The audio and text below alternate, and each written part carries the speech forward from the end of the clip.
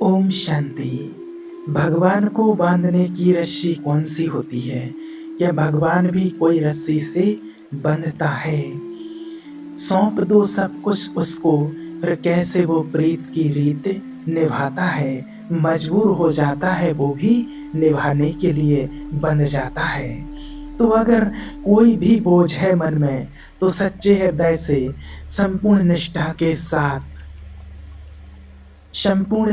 के साथ ऊपर वाले को सौंपेंगे।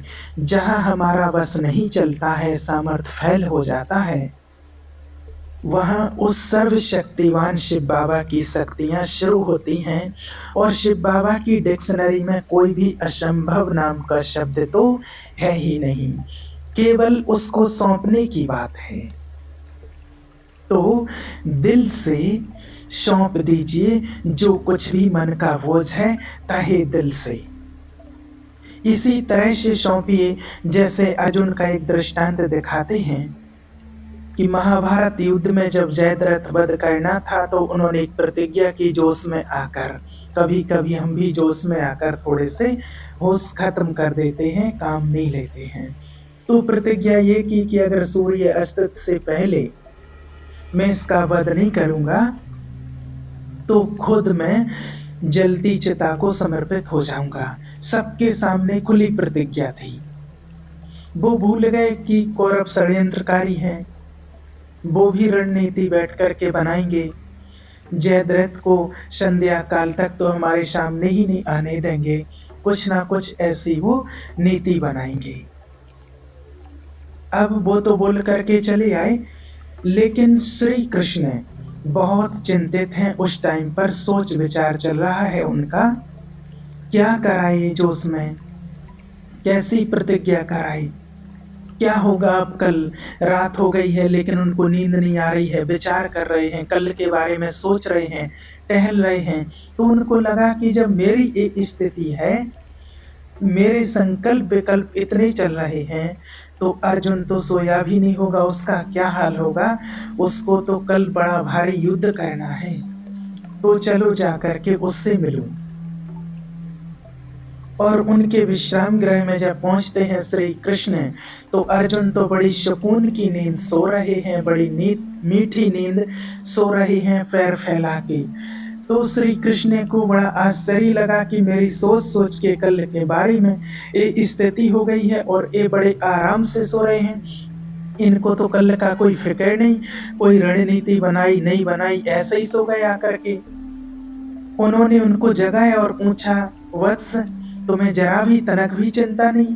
तो अर्जुन ने मुस्कुरा करके कहा कि कहना वासुदेव, जिनके बारे में रात को जाग जाग कर आप सोचते हो, उससे भला चिंता की क्या बात है, उसे जागने की क्या जरूरत है। समझे? अगर हम अर्जुन जैसी दोस्ती बाबा से कर लें, उसके जैसा निश्चय, अपने सारे दिल का हाल उसको सुनाएं, उसे बांध लें प्रीत की रीत में, तो फिर हमारे लिए सोचने का काम भी कौन करेगा? तो हमारे सोचने का काम भी बाबा करेगा। फिर हमें सोचना पड़ेगा? नहीं सोचना पड़ेगा। तो आज इसी बात को लेकर के चलेंगे, लेकिन बोझ तो देने हैं, लेकिन देने से पहले वक्त को समझना है कि वक्त कौन सा चल रहा है, उसकी और हमारी विदाई का वक्त बिल्कुल सामने खड़ा है। इसको अच्छे से समझना है। और यूं सोच लीजिए कि पूरे 2 युग यानी कि पूरे 2500 वर्ष, 2.5 साल नहीं, 250 वर्ष नहीं, कितना 2500 वर्ष हमने उसको प्राप्त करने के लिए क्या नहीं किया। भगवान को प्राप्त करने के लिए, बाबा को प्राप्त करने के लिए क्या नहीं किया। अगर किसी ने कहा कि नंगे पैर हिमालय पर चले जाओ तो भगवान के दर्शन हो जाएंगे, तो हम वहां गए। किसी ने कहा कटरीली भूमि पर जाना पड़ेगा, तो शायद राजी होकर साक्षात करा दे, वो भी किया। किसी ने कहा तुम निर्जल उपवास रखो तो दया आ जाए, प्रसन्न हो जाए, तो शायद दर्शन दे दे, वो भी किया। नींद को त्याग कर जागरण जगरात्रि किया, प्रसन्न करो खुश करो, वो भी किया। पता नहीं कितने हवन तप तीर्थ यात्राएं, कितना 2500 वर्ष किए हैं हमने। अगर कोई हमें हमें पूर्व जन्मों का साक्षात्कार करा दे तो पता चलेगा कि घर बैठे भगवान नहीं मिले। जो हम सोचते कि घर बैठे भगवान मिल गए, पूरे 2500 वर्ष की महान तपस्या, बड़ी गहन भक्ति का फल देने के लिए आज वो मेरे ही जैसे रूप को धरकर मेरे सामने मेरी तपस्या का फल देने के लिए आया है। ऐसे ही नहीं मिल गया है किसी को। ये बहुत बड़ा भ्रम है कि घर बैठे मिल गया, इजी मिल गया। इजी नहीं मिला। 2500 वर्ष की तपस्या के बाद आज वो मुझे मिला है, तो क्या मैं ऐसे ही जाने दूंगी उसे? छोड़ देंगे क्या उसे ऐसे ही? जिसके लिए इसी चाह में जन्मे कि वो कहीं तो मिल जाए, और इसी चाह में मैं जन्म जन्म मृत्यु को प्राप्त होती रही, और फिर इसी चाह में जन्मी और फिर इसी चाह में मृत्यु को प्राप्त होती रही। अब ऐसे ही उसको छोड़ देंगे कि वाह जा बाय बाय, ऐसे ही छोड़ देंगे क्या? तो क्या करेंगे? क्योंकि अब विदाई का वक्त आ चुका है लगभग। इससे अच्छा कि पहले वो फाइनल बाय बाय से पहले बांध लो, तीसरा नेत्र खोलो और समय को भांपिए। अब वो कर लीजिए जो मुझे करना चाहिए। सारी उलझनों से मुक्त होकर, सारे बंधनों को खोलकर बांधने का वक्त है, उसको बांध लो। और अगर इस समय मेरे हाथ से चला गया तो समझ लीजिए कि सारे कल्प की बाजी मेरे हाथ से निकल गई। तो बहुत ही सीरियसली बांधने का वक्त है। और उसको बांधेंगे कैसे? क्योंकि बांधने की बात किसी साधारण आत्मा को बांधने की नहीं कर रहे। त्रिलोकीनाथ सर्वशक्तिवान, त्रिलोकीनाथ सर्वशक्तिवान सर्वोच्च सत्ता को बांधने की बात हो रही है। इजीली तो नहीं बनेगा, कि इजीली तो वो नहीं बंधेगा। बंध सकता है क्या? नहीं बन सकता इजीली। तो एक छोटा सा लल्ला नहीं बन पाया यशोदा मैया से, तो भरसक प्रयास कर लिए, लोभ प्रलोभन दे लिए, सोने चांदी हीरों की जंजीरें ले आई निकाल करके, इनमें बंध जा, लेकिन नहीं बंधा। और नहीं बंधा तो नरम नरम प्रलोभन करने वाली रस्सियां ले आई, इनमें तो बंध जा। हर रस्सी छोटी पड़ गई, पर वो छोटा सा लल्ला बंधने का नाम नहीं ले रहा। लेकिन जिद है आज यशोदा मैया को, शक्ति फैल है, सामर्थ्य फैल है, प्रयास फैल है, पर एक मन में हट है कि आज का दिवस तो ऐसा है कि चाहे मेरे सारे प्रयास फैल हो जाएं, चाहे सारी सामर्थ्य फैल हो जाए, पर मैं तुझे बांध कर ही रहूंगी। और जब तक ऐसी हट हमारे और आपके मन में पैदा नहीं होगी, जैसे यशोदा मैया के अंदर हुई थी, तब तक हम भगवान को बांध नहीं सकते हैं। ऐसी हट, ऐसा जुनून, ऐसा जज्बा हमें अपने अंदर पैदा करना होगा, जैसा यशोदा मैया ने किया था।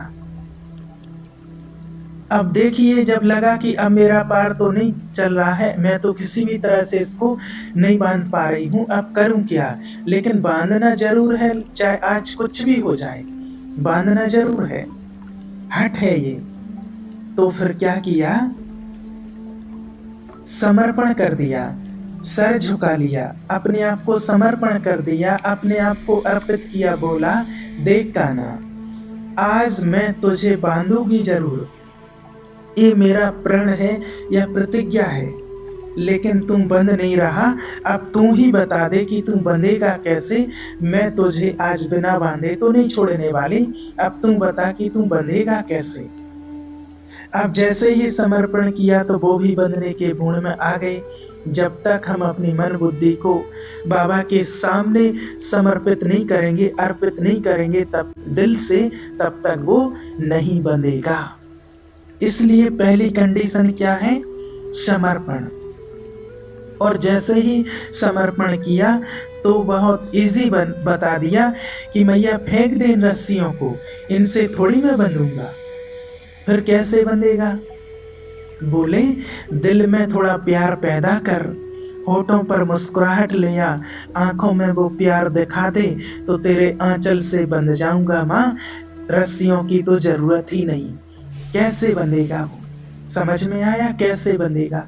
भावना, भावनामयी स्नेह की रस्सी से वो बंधेगा। जिसमें भावना भी हो, स्नेह भी हो, ऐसी रस्सी से वो बंधेगा। और ऐसी दोनों चीजें कहाँ पैदा होती हैं? दोनों ही चीजें पैदा होती हैं दिल में, होती है ना? दिल में, दिमाग में पैदा होती हैं स्नेह या भावना? नहीं, दिल में होती है। तो है सभी के पास दिल, तो इस दिल में वो स्नेह पैदा करिए, वो रस्सी पैदा करिए और दिल से उस परमात्मा को बांध लीजिए। दिल से दिल का बंधन होगा, दिल से दिल बंधेगा।